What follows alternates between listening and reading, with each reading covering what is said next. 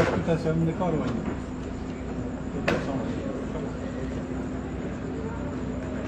Ah, eu acho que eu vou beber, gente. Eu vou comprar um espumante. Ó, a turma da bebida aí, qual é a espumante? Não, que eu sou chique, né? Hola. Eu não vou beber cachaça nem cerveja, eu vou beber espumante. ¿Se me escucha bien? Tá? ¿Podéis decir si se escucha bien, por favor? Buenas tardes. Vale, voy a intentar explicar un poco cómo ha sido el resultado de esta victoria, ya se puede decir que es en cierta forma una victoria, del Partido de los Trabajadores de la Alianza por la Esperanza que se ha hecho en Brasil en estas elecciones en el segundo turno de hoy. La verdad es que la competición en el recuento ha sido muy apurada. Digamos que al principio ha empezado con el recuento en que Jair Bolsonaro tenía aproximadamente un 52% de los votos para él, y a medida que se han ido recontando los votos, sobre todo en función de las regiones, especialmente cuando se han contado los votos de las regiones norte y este del país, se ha ido adelantando los votos hasta dar la victoria. Ahora estamos a un 94% de los votos escrutados, casi que se puede dar la victoria a Lula da Silva. La verdad es que la diferencia es muy estrecha, estamos hablando de unos 400.000 votos solamente, esto es el tamaño de una ciudad pequeña, y quería explicar un poco los últimos hechos que han acontecido en esta recta final de la campaña.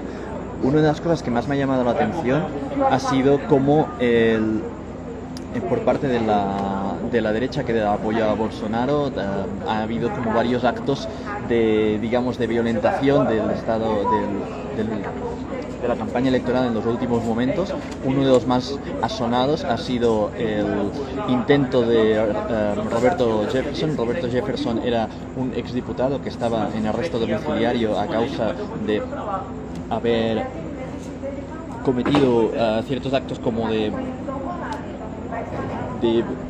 propugnar fake news, y la verdad es que ahora no recuerdo. La cuestión es que este exdiputado estaba en arresto domiciliario, y a causa de haber difundido algunas fake news y haberse implicado en la campaña electoral, el presidente del Tribunal Superior Electoral ordenó su arresto definitivo y su encarcelamiento. Este exdiputado, que estaba dando apoyo a Bolsonaro, reaccionó disparando a los policías, y en un acto como de automartirizarse o así, quiso como provocar una escalada de la tensión en la última semana de las elecciones.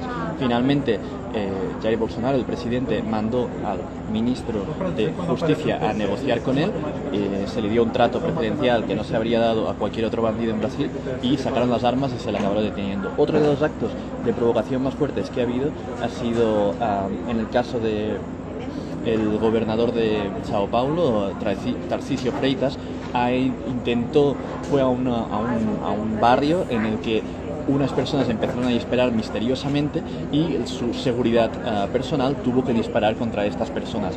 Cuando dispararon contra estas personas, acabaron asesinando a un hombre de 28 años, padre de 3 hijos, que no tenía nada que ver con la situación, y un reportero que, digamos, estaba por ahí, de medio, grabó la situación, y se acabó como vislumbrando que había sido una especie de autoatentado o un tiroteo buscado para poder justificar que había un atentado por parte de alguna fuerza misteriosa en contra de uno de los candidatos más importantes del país, de uno de las zonas más importantes del país, que es el estado de Sao Paulo, y de las zonas más pobladas. Este gobernador, Tarcísio Freitas, por cierto, ha ganado en el estado de Sao Paulo, creo que por un 55%. Para los que no lo sepan, hoy se estaban haciendo votaciones al segundo turno de la presidencia, pero también de los presidentes de los estados, de la mayoría de estados del país, que excepto 4 eran en todos, porque en estos 4 los presidentes ya fueron elegidos en el primer turno. Entonces ha habido como una competición muy reñida, especialmente en las grandes ciudades, ya sea Sao Paulo, Río, Belo Horizonte, Minas Gerais y todo, que son como los 3 estados más importantes. También en Brasilia. Entonces, ¿qué decir? Estas son dos de las provocaciones más importantes y por último una de las provocaciones que habréis visto ya en los vídeos, que es la de Carla Zambelli, una de las diputadas también de Sao Paulo que apoya a Bolsonaro, que se encontró con que su seguridad privada la habría empujado y habría caído al suelo, y a continuación ella dijo que un hombre negro alto la había empujado y la había intentado agredir. Muchos habréis visto los vídeos de Carla Zambelli sacando una pistola y siguiendo a este hombre para intentarlo agredir, intimidar o amedrentar, y bueno, en cada uno de estos casos se han intentado crear fake news como para dar apoyo a Bolsonaro. Otra de las cosas más importantes de las que han estado ocurriendo es que esta mañana en el norte, en el este y en el estado de Río de Janeiro, las fuerzas policiales han interrumpido varios autobuses que estaban dirigiéndose a los puntos de votación electoral, que estaban pues llenos de gente con unas camisas rojas dando apoyo a la coalición de Lula, etcétera, y han sido interrumpidos por estos para pedir las identificaciones o para no dejarlos pasar. ¿Qué ha ocurrido con eso? Pues se ha hecho un llamado en Twitter, en todos los lados, diciendo, oye, pues está habiendo una campaña de intento de golpe de Estado, de intento de bloquear las elecciones. Bueno, finalmente el presidente del Tribunal Superior Electoral, cuando se le ha preguntado sobre lo que estaba ocurriendo al respecto, ha respondido pues que esto eran operaciones policiales que estaban previstas dentro de la normalidad para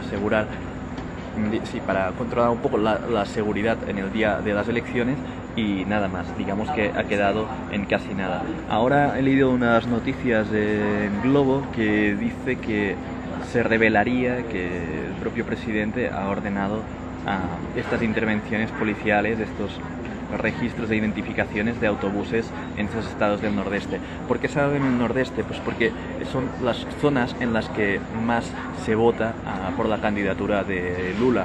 Y bueno, pues digamos que en cierta forma, si miráis el mapa, que lo puedo colgar después el enlace, tenemos estados como, por ejemplo, uno de los más importantes, Piauí, en el norte del país, en que el 76% se ha votado por Lula, o estados como el de Pernambuco, en el que en el 66% se ha votado por Lula, mientras que en el sur, el centro y el oeste del país, quien ha ganado es Jair Bolsonaro, en regiones como, pues, empezando por Río de Janeiro con un 56%, o Sao Paulo con un 55%, en donde también se han ganado los gobernadores.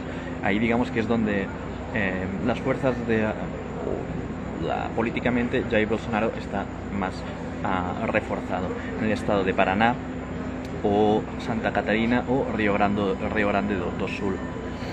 Entonces, otra de las cosas que os quería explicar es, en este segundo turno ha habido más abstención que el primero, pero se ve que históricamente es algo que suele suceder en Brasil como una forma de rechazo. Luego me gustaría hablar un poco de lo que ha sucedido con el voto evangelista. La iglesia evangélica en Brasil es una iglesia como de la corriente protestante que ha abierto y ha crecido y ha tenido una expansión silenciosa muy grande en los últimos años en este país, como está sucediendo en muchos otros países de América Latina, pero en el país del mundo con más católicos del mundo, la iglesia pentecostal evangelista ha crecido de forma exponencial. Entonces, es una iglesia con un discurso de emprendeduría popular muy fuerte, que también tiene como una propia teoría que se llama la teología de la prosperidad, que encarna muy bien los valores del emprendimiento liberal en unas bases populares, especialmente del interior del país, de las zonas rurales y de las periferias de las ciudades, pues las favelas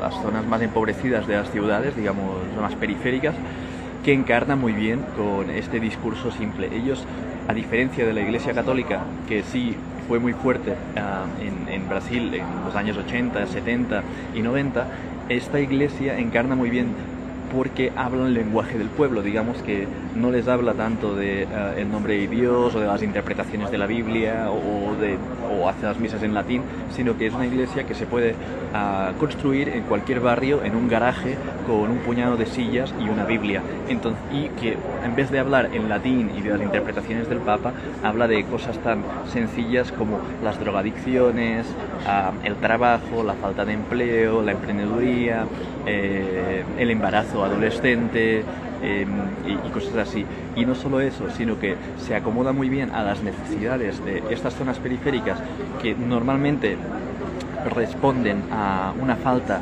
de la llegada del Estado, en que pues con clases extraescolares, cuando los padres no pueden asistir a los niños cuando salen del colegio porque están trabajando, o con grupos de economía, grupos de estudio de trabajo, grupos de emprendeduría, grupos de formación en oración y en capacitación laboral. Entonces no se habla solo de interpretaciones de la Iglesia o de interpretaciones de la moral, sino que se da respuesta a necesidades muy importantes y muy inmediatas de la población pobre del Brasil. Es por eso que ha tenido tanto éxito. Entonces, ¿qué ha acontecido? ¿Qué es lo que ha sucedido con cómo este efecto de la Iglesia evangélica ha tenido un efecto tan importante en las elecciones de Brasil? Hay que recordar que Lula, el petismo, se forjó mucho en las comunidades eclesiales de base en los años 70 y 80, que reivindicaban en cierta forma la teología de la liberación, que era una pedagogía libre más basada en el hecho de compartir, en el ayudar al prójimo, en el estar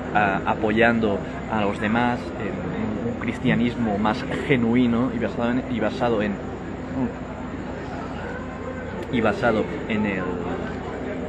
la prosperidad a partir de cultivar el alma ayudando a los demás, que permitió también en una fusión, en un discurso más o menos socialista, más bien socialdemócrata, más basado en la democracia cristiana, permitió crecer mucho estas comunidades eclesiales de base y también a la Iglesia católica. Esta iglesia, en cambio, se basa mucho más en un discurso de emprendeduría que casa mejor con, en mi opinión, con toda la economía una economía mucho más descentralizada, mucho más flexible, o incluso la economía de plataforma, como puede ser Uber, como puede ser las plataformas de reparto, como pueden ser todas las aplicaciones, en la que hace que gente como un conductor de Uber o una limpiadora de casas, una mujer de la limpieza o una ama de casa, puedan sentirse mucho más identificadas con estos discursos de creación de su propio empleo, de solucionar sus propios problemas de la vida, etcétera, etcétera, etcétera. No solo eso, que da una respuesta material y una respuesta también espiritual a toda esta serie de problemas como la drogadicción, la falta de formación, la inseguridad pública, etcétera, etcétera. Ha habido este crecimiento en los años 90 y sobre todo en los años 2000 de la Iglesia evangélica, y que ha sucedido que Bolsonaro es católico, pero su mujer sí que es evangélica, ha upado desde el 2016, desde su aparición pública, mucho más la figura de su mujer, de Michelle Bolsonaro, para poder atraer estos votantes de la Iglesia evangélica. Haciendo esto, Jair Bolsonaro se ha apropiado mucho más de este discurso, de esta teología de la ¿cómo le llamaban?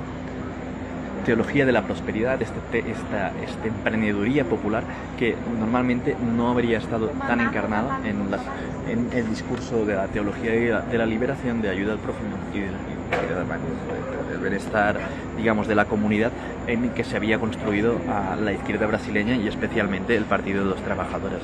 Entonces, ¿qué ha sucedido? Muchas veces desde la propia izquierda, en el Partido de los Trabajadores y en esta coalición por la esperanza, se ha hablado de la Iglesia evangélica como un problema, como la gente que va a provocar la pérdida de las elecciones. En vez de intentar encarnar estos discursos mucho más flexibles en la economía, en vez de intentar encarnar estos discursos del pueblo, estos discursos de los problemas inmediatos de la población y ser mucho más fácil de propagarse, se ha hablado de ellos como algo negativo con demasiada frecuencia. Esto ha provocado un rechazo muy fuerte por parte de esta Iglesia evangélica, aparte de sumados a que casan mucho más con un discurso liberal de autorrealización o también incluso de individualismo, tanto así que Jair Bolsonaro, como digo, con su esposa Michelle, han conseguido empatizar mucho más con esta parte de la población y arrastrarla hacia sus propios hacia sus propias posiciones. Entonces, toda la capilaridad de la Iglesia evangélica ha votado en masa a Jair Bolsonaro. Estamos hablando de que 7 u 8 de cada 10 evangelistas votarían por Jair Bolsonaro. Entonces, esto parecía como una de las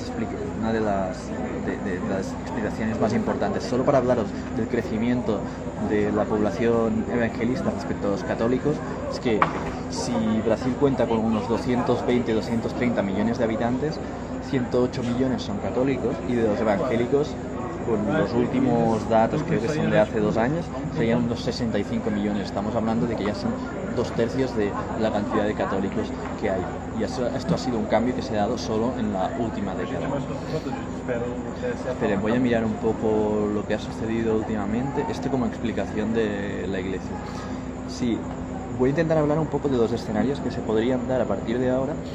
Si miramos Twitter, por ejemplo, algunos de los primeros... Bueno, Twitter está que arde, como os podéis imaginar. O algunos de los primeros hashtags de los que se están hablando, de los que he visto que me han llamado más la atención, han sido pues el de golpe de Estado, el de, pues, por supuesto, o vamos a vencer, que es un hashtag también lanzado por, no estoy seguro si por el lado de Bolsonaro o por el lado del PT. También uno por pelo amor de Dios, que cuando se estaba haciendo el conteo, pues toda la ansiedad que se estaba produciendo. Y sí, digamos que como Twitter no siempre es así, pero Twitter suele reflejar bastante claramente las tensiones o la exasperación que se puede dar en una sociedad, ¿no?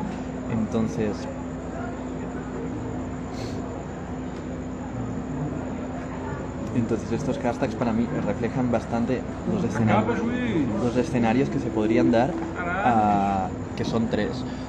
Yo pensaba, o sea, los principales analistas decían, Lula tiene que ganar con un 4% de superación a Bolsonaro para poder decir que su victoria ha sido holgada, legítima, y para que Bolsonaro no tenga tantas excusas como para impugnar el resultado electoral. Pero esta situación es extremadamente parecida a la que se dio en Estados Unidos hace 1 año y medio, cuando las elecciones entre Biden y Trump, Biden ganó por un margen tan estrecho como el de hoy a su rival, a Donald Trump. Estamos hablando de que actualmente, con los últimos conteos, tendríamos solo 400.000 votos de diferencia. Mira, 57... no, es más. Estamos hablando de una diferencia de 1 punto en vez de las 4 que necesitaba, menos de 1 punto, 0,98 puntos entre Jair Bolsonaro y Luis Ignacio Lula da Silva. Hay una diferencia prácticamente de 1.200.000 votos. Entonces, los 3 escenarios que se podrían dar a partir de ahora y que voy a intentar cubrir durante estos próximos 2 meses son 3. Lula da Silva va a tomar el cargo de presidente el 1 de enero. Y el resto de diputados que fueron elegidos en el primer turno, de diputados federales, para venir a la Cámara de Diputados y al Senado, van a tomar posesión también a mediados de febrero, mediados de febrero. Entonces, hay 3 escenarios posibles. El primero y el menos probable, en mi opinión, sería el golpe de Estado del que tanto se ha hablado. Yo creo que es una interpretación exasperada de la situación, porque primero de todo, los militares no han dado, ningún militar de relevancia ha dado un apoyo explícito a Bolsonaro en caso de perder las elecciones. Todos han dicho que iban a respetar el resultado electoral. Y en segundo lugar, internacionalmente, desde Biden a los expresidentes o el presidente de España o de Portugal o de la mayoría de países del entorno de América Latina, han dado su apoyo explícito al resultado, han hecho pronunciamientos explícitos a respetar el resultado electoral. Entonces, un golpe de Estado siempre necesita tanto del apoyo de las fuerzas militares como del apoyo de algunos países internacionales que quieren intervenir ahí. Entonces, no sé si por la fragilidad de la hegemonía estadounidense de Europa estaríamos hablando de que se prefiere, en mi opinión, un gobierno democristiano antes de un gobierno mucho más de corte ultraderecha, de corte autoritario, precisamente pues porque la estabilidad hoy en día en este tipo de países, en una situación geopolítica incierta, garantiza mucho más crecimiento económico a países de la hegemonía occidental, a Europa, a Estados Unidos y Canadá, que lo que sería una vertiente autoritaria, ¿no? Como que ha generado Bolsonaro. Bolsonaro, recordemos que ha aislado el país en algunos sectores económicos, rompió muchos contratos con Europa por una cuestión de querer ser más negociación, y ser una política más proteccionista y menos liberal. Digamos que no tiene... Digamos que si lo comparamos con los años 70, donde estaban dándose todas las dictaduras latinoamericanas, hoy en día la socialdemocracia tiene un corte mucho más liberal y de apertura económica que precisamente el fascismo. Es como si las tornas se hubieran cambiado en este sentido, y eso hace que internacionalmente se dé mucho más apoyo a este gobierno de Luis Inácio Lula da Silva, de socialdemócrata. El segundo escenario del que quería hablar y que se puede dar, y que es el que puede suceder en los próximos meses, es una impugnación inmediata de las elecciones, de las instituciones brasileñas, como ocurrió el 6 de enero en Estados Unidos. ¿Eso qué sería? Pues que ahora, ¿qué requeriría? Pues que Bolsonaro o algunos de sus tribunos más importantes empezaran a hacer un llamado a no reconocer el resultado electoral, empezaran a hacer denuncias formales o pronunciamientos, y también pues toda la campaña de fake news de su fábrica que tienen, del gabinete del odio, para movilizar unas fuerzas de choque que luego pues hicieran alguna impugnación más fuerte contra alguna institución, en algún acto de campaña, en algún acto de pronunciamiento, ya fuera pues en la justicia electoral, ya fuese en los tribunales de justicia, ya fuese en las tomas de posición de los gobernadores en los diferentes estados, o directamente aquí en Brasilia, en la capital política y administrativa del país, que es que vinieran aquí a presentarse también el día de la toma de posesión de Luis Inácio Lula da Silva, el 1 de enero, en este lugar, en el Palacio de Planalto, para intentar impedir o intentar impugnar o intentar invadir de alguna forma esta toma de posesión, que es lo que se hizo en el Congreso de Estados Unidos. Recordemos, ahora hace aproximadamente un año y medio, poco más de un año y medio. Entonces, esta para mí es una posibilidad que se va a ver en las próximas declaraciones de estas próximas horas y estos próximos días, para ver hacia dónde se dirige este escenario de impugnación a los Estados Unidos y Donald Trump. Y luego el tercer escenario que se podría dar, que para mí está en 50-50 entre una impugnación inmediata o este tercer escenario, es un golpe en diferido, entre comillas, que sería pues mediando un impeachment similar al que ocurrió hace ahora 6 años con Dilma Rousseff entre la Cámara de los Diputados y el Senado. La Cámara de los Diputados y el Senado tienen una mayoría conservadora de diputados que apoyan a Bolsonaro o que son de centro. Entonces, Luis Inácio Lula da Silva va a tener muchísimas dificultades para aprobar leyes, va a tener que hacer muchos pactos con el centro político para poder tirar adelante según qué reformas. Esta Cámara de Diputados y Senado en 2016 hizo un impeachment, hizo una moción de censura, como se diría en España, a Dilma Rousseff para echarla del gobierno por una mayoría muy estrecha, y estábamos hablando de un 55% contra un 45% de los diputados y representantes de la Cámara.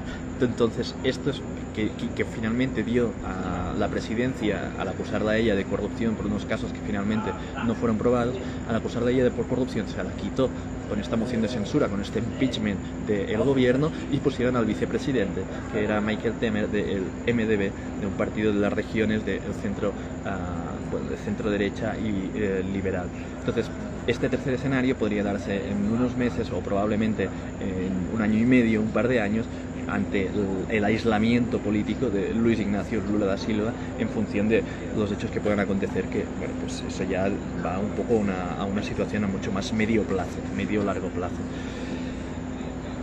En mi opinión, estos son los tres escenarios que que pueden suceder, y estaríamos viendo en los próximos días y semanas si se da el segundo o el tercer escenario de una impugnación inmediata a las instituciones o a la investidura de Luis Ignacio Lula da Silva, que pues sería para el bolsonarismo, para la derecha brasileña reencarnada en esta corte mucho más ultraderechista o incluso fascista, de discursos mucho más violentos y de toma del poder por la fuerza, que serviría como un acto histórico de afirmación identitaria, ¿no? Como un hito histórico para construir una identidad nacional, para construir un discurso de fuerza y de encarnación de una trayectoria y de una tradición política.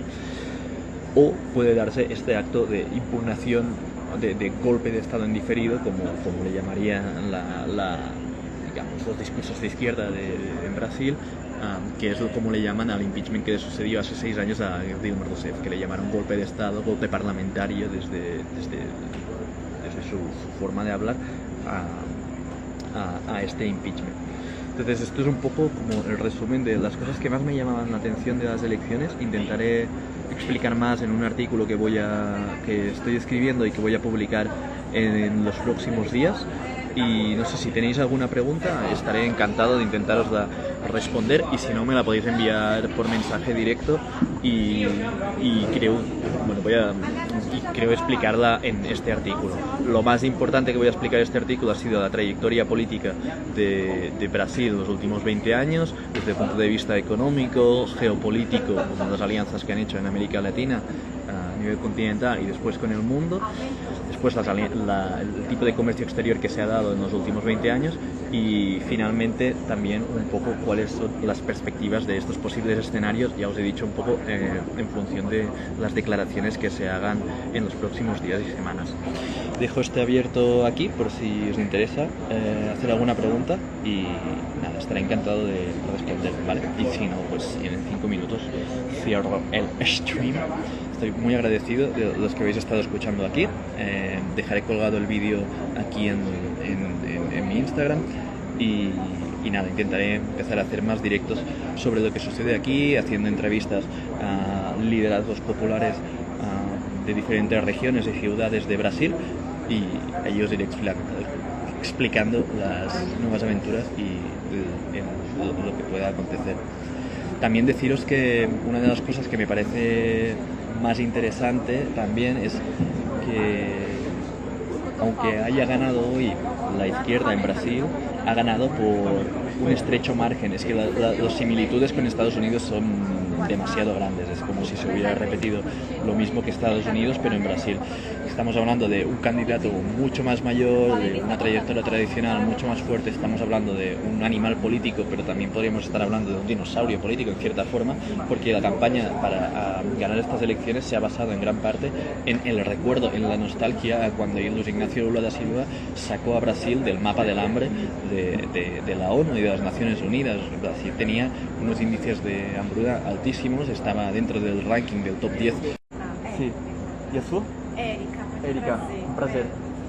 A gente vai, o presidente do TSE fala. Vai falar agora? Você pode fazer perguntas. Ok. Mas aí daqui a pouco a gente vai pra lá. Eu acho que eu já vou andando, porque eu quero ficar sentada, que eu vou anotando o que ele fala. Muy bien. Muy bien. ¿Acha que ha comenzado a falar já? Não, eles avisam, mas quando acabar aí, oficialmente, aí começa a coletiva. Brutal, muchísimas gracias. Muito obrigado. Muito obrigado. Bernardo, coitado, eu não sei falar o Bernardo. Es Bernat en catalán. Ai, piorou. Eu estudei espanhol, esqueci dele. Sí, no, es muy fácil olvidar. Bueno, Toro. ¿tenéis alguna pregunta o queréis hacer alguna observación, alguna opinión, alguna cosa? Ah, sí, lo que estaba diciendo es que Luis Ignacio Lula da Silva ha basado mucho su campaña en la nostalgia, en el pasado, en cómo sacó a Brasil del mapa de la pobreza, y esto es algo que, lo que estaba hablando antes, todas las regiones del norte y del este del país se lo agradecen muchísimo, porque también eran las que estaban más alejadas de las ciudades principales, de Sao Paulo, Río, Brasilia o Belo Horizonte, en Minas Gerais, que están en el centro. Entonces toda esta nostalgia, todo este recuerdo del pasado y de los beneficios que sacaron a mucha gente de la pobreza y que le llevaron a pues a una mínima estabilidad económica y alimentaria, o incluso a ser clase media o clase media baja, han dado una victoria, han dado un impulso a la izquierda para poder ganar las elecciones. Pero estamos hablando de una campaña basada en el pasado. Entonces, para la izquierda brasileña, el reto que se plantea ahora es el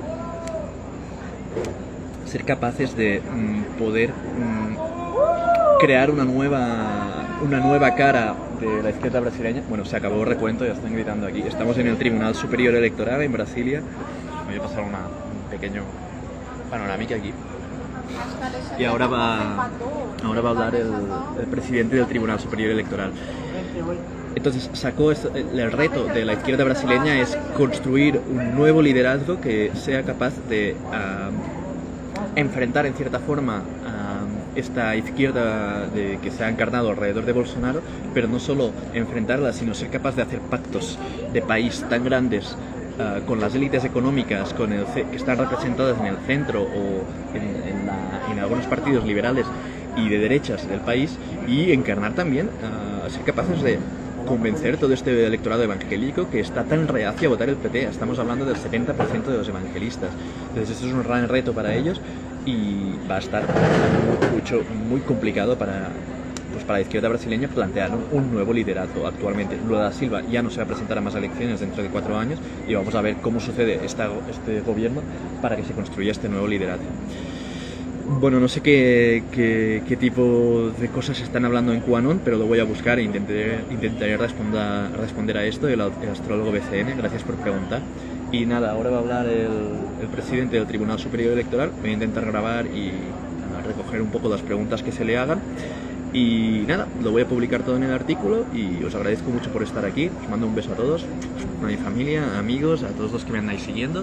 Y nos vemos pronto. Vamos a sacar videitos pronto, el artículo, directos, entrevistas. Esto va a estar muy interesante los próximos 2 meses en Brasil, todo lo que pueda suceder. Uno de los países más importantes del mundo, uno de los países más importantes de los BRICS y de la contrahegemonía mundial que se está construyendo ante Occidente en los próximos años, y uno de los frentes contra el fascismo también, de la elección entre la democracia y el fascismo en el mundo. Gracias por estar aquí. Voy a cortar.